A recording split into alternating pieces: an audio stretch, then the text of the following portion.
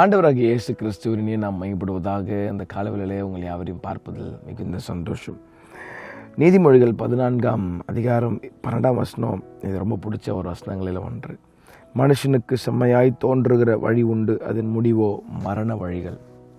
மனுஷன் நினைக்கிறான், நான் தான் ரொம்ப அறிவாளி, அவனுக்கு எல்லா இன்டெலிஜென்ட்டும் இருக்குது, ஆனால் அவன் எடுக்கிற எல்லா முடிவும் கரெக்டாக தான் இருக்கும்னு நினைக்கிறான். கிடையவே கிடையாது.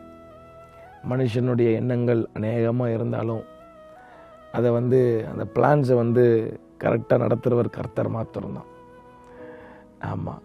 ஆகவே இந்த சத்தத்தை கேட்டுக்கொண்டிருக்கிற அன்பு சபையை, நான் பண்ணுறது எல்லாமே கரெக்டாக அப்படின்னு நினைக்காதீங்க. நான் என்ன பிளான் பண்ணாலும் அது கரெக்டாக தான் இருக்கும் அப்படின்னு நினைக்காதீங்க. வசனம் ரொம்ப தெளிவாக சொல்லுது, மனுஷனுக்கு செம்மையாய் தோன்றுகிற வழி உண்டு, அதன் முடிவு மரண வழி. ஏன்னா செல்ஃப் மேலே நம்பிக்கை வச்சு, சுயபலத்தின் மேலே நம்பிக்கை வச்சு அவனே முடிவு எடுத்து அவனே செய்கிறனால அவனுடைய முடிவு இப்போ என்ன ஃபெயிலியராக தான் முடியும்.